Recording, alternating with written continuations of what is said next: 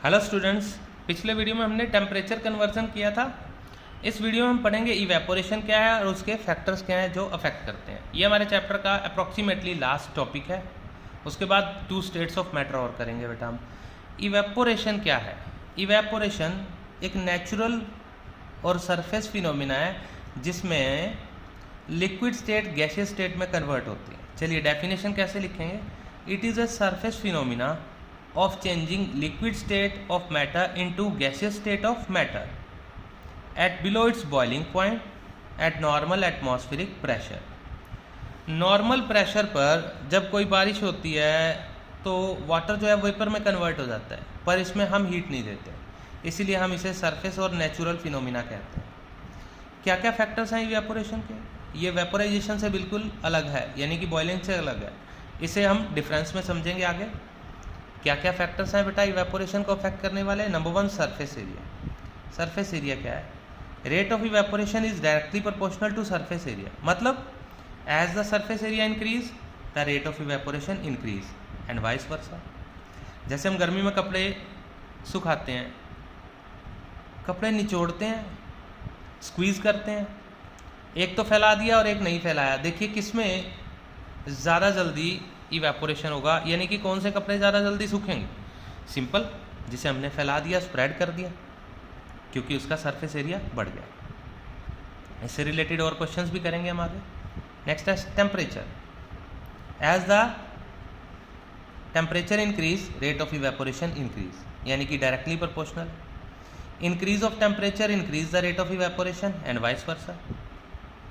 गर्मी में कपड़े जल्दी सूखते हैं, सर्दी में नहीं, रीज़न टेम्परेचर ज़्यादा है। Wind speed. As the wind speed increase the rate of evaporation increase and vice versa. मतलब wind speed is also directly proportional to rate of evaporation. And the next factor is humidity. Humidity एक inverse factor है, इसके opposite होता है बेटा। कैसे, आइए देखते हैं हम। ह्यूमिडिटी क्या है? The amount of water vapour already present in environment is called humidity. Environment में जो वाटर वेपर हैं वो ह्यूमिडिटी है। Evaporation inversely proportional to humidity. इसका मतलब है जितना ज़्यादा ह्यूमिडिटी होगा उतना इवेपोरेशन कम होगा, वाइस वर्सा। ये आप अगस्त सितंबर, जुलाई अगस्त सितंबर के महीने में देखते हैं तो ऐसा ही होता है बिल्कुल। ह्यूमिडिटी ज़्यादा है तो इवेपोरेशन नहीं होता, इसीलिए जो कूलर्स हैं वो इफेक्टिव नहीं होते, एसी इफेक्टिव होते हैं, क्योंकि वो ह्यूमिडिटी बढ़ा देते हैं, एसी कम करते हैं। Nature of the liquid. It also depend upon the nature of the liquid. चलिए इसकी एक्टिविटी करते हैं कि नेचर ऑफ लिक्विड पे इवेपोरेशन कैसे डिपेंड करता है। ये देखिए ध्यान से, अगर इस एक्टिविटी को आप ध्यान से देख रहे हैं तो आप इजीली इसको समझ जाएंगे। देखिए हमने एक बीकर में water, alcohol, petrol, ether, perfume लिया। सबका रेट ऑफ इवेपोरेशन अलग अलग है। सबसे कम वोलेटाइल ये है और सबसे ज़्यादा वोलेटाइल ये है, यानी कि सबसे कम बॉइलिंग पॉइंट परफ्यूम का है। हमने ऑब्जर्व करना शुरू किया, ये 12 मिनट में सारा वेपोराइज हो गया, ये 15 मिनट में, ये 1 आवर, 10 मिनट में, ये 18 आवर्स में, ये 2 डेज और 4 आवर्स में equal amount of liquid evaporate हो गया। इसका मतलब क्या है? टाइम अलग अलग, रेट ऑफ इवेपोरेशन अलग अलग। More volatile the liquid, more will be the rate of evaporation. ठीक है, वोलेटाइल लिक्विड क्या होते हैं? जिसका बॉइलिंग पॉइंट कम होता है। तो आइए इससे रिलेटेड हम क्वेश्चंस करते हैं बेटा। क्या क्या क्वेश्चंस हो सकते हैं इवेपोरेशन से रिलेटेड? देखिए फर्स्ट क्वेश्चन, ये एनसीईआरटी क्वेश्चन है। फर्स्ट देखिए,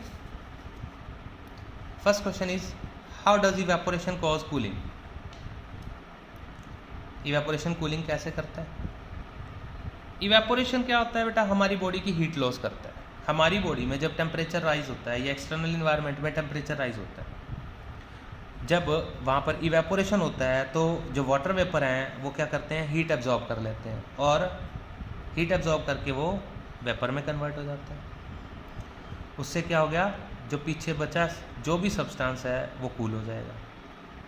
हमारी बॉडी स्वेटिंग भी इसलिए करती है, स्वेटिंग आगे करेंगे हम। Why we sprinkle the water on the roof of the houses और लेट इवनिंग। हम गली में या बाहर पानी का छिड़काव क्यों करते हैं? जब ये सरफेस है, इस पे वाटर गिरता है तो इस पे जो भी हीट होती है वो हीट एनर्जी एब्जॉर्ब करके ये वेपर बन जाएगा। हीट एनर्जी एब्जॉर्ब कर लिया तो रिमेनिंग सरफेस का टेम्परेचर कम हो जाएगा और वो कूलिंग हो जाएगा। तो हम कूलिंग कॉज करने के लिए करते हैं। Next question, why does water kept in earthen pot become cool during summer? मटके में रखा हुआ पानी जो है वो जल्दी ठंडा क्यों हो जाता है? ये अगर हम मटके का डायग्राम देखें तो हम इसको अच्छे से समझ पाएंगे कि मटके में रखा हुआ पानी जो है वो ठंडा क्यों हो जाता है। एक डायग्राम में दिखाता हूँ मैं आपको बेटा, ये देखिए, दिस इज अर्दन पॉट, मटका। मटके में छोटे छोटे टाइनी होल्स होते हैं, छेद होते हैं। अंदर का वाटर का टेम्परेचर हाई है। ये जो वाटर के मॉलिक्यूल हैं ये एक दूसरे से डायरेक्टली लिंक में है। ये वाटर मॉलिक्यूल इसको हीट देता है, ये आगे हीट देता है, ये आगे हीट देता है, ये कॉन्टीन्यूसली हीट सरफेस तक आ गई और पोर्स में से ये जो वाटर है वो वेपर बन के इन्वायरमेंट में चले गए और इवेपोरेट हो गए। और इन टाइनी होल से जो हीट एब्जॉर्ब करके वाटर वेपर बन जाते हैं तो रिमेनिंग लिक्विड का टेम्परेचर डिक्रीज हो जाता है and it will cause cooling. इसलिए मटके में रखा पानी जो है वो क्या आता है, ठंडा हो जाता है। Next is, why does desert cooler cool better on hot and dry day? Desert cooler क्या होता है? जो पानी की बौछार भी साथ करता है। जब ये पानी हमारी बॉडी से टकराता है और कूलर तेज़ हवा फेंकता है तो दोनों चीज़ें रेट ऑफ इवेपोरेशन को बढ़ा देती हैं और डेजर्ट कूलर कूल करता है।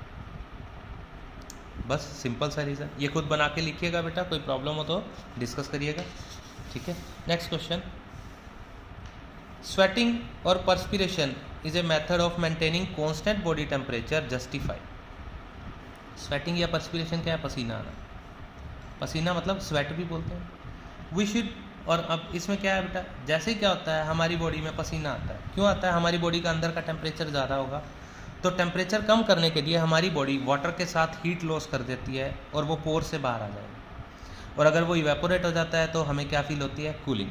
कभी भी आप पसीने में घर में आइए और उसके बाद आकर के इमीडिएटली पंखा चलाइए, देखिए आपका पसीना सूखता है और आप कूल फील करते हैं।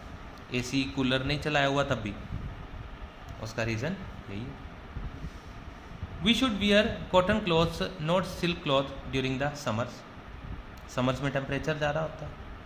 कॉटन क्लॉथ्स क्या होते हैं? गुड एब्जॉर्बर ऑफ स्वेट होते हैं। हमारी बॉडी हीट रिलीज़ करती है, स्वेट की फॉर्म में बाहर आता है और कॉटन क्लॉथ एब्जॉर्ब करते हैं और इवेपोरेशन हो जाता है और हमारी बॉडी क्या आती है? कूल फील करती है। सिंथेटिक क्लॉथ्स या सिल्क क्लॉथ्स क्या होते हैं? They are the bad absorber, they not absorb the sweat. तो जो स्वेट है वो अंदर ही रहता है और हमारी बॉडी गर्म रहती है, ठीक है बेटा। अब नेक्स्ट जो है बेटा, बॉइलिंग और इवेपोरेशन, इसका डिफरेंस और आगे नेक्स्ट 2 स्टेट्स ऑफ मैटर और एक एक्टिविटी की इन्वायरमेंट में वाटर वेपर प्रेजेंट है या नहीं, ये नेक्स्ट वीडियो में हम करते हैं। Thank you for watching video. Pankaj Arora, SI institute.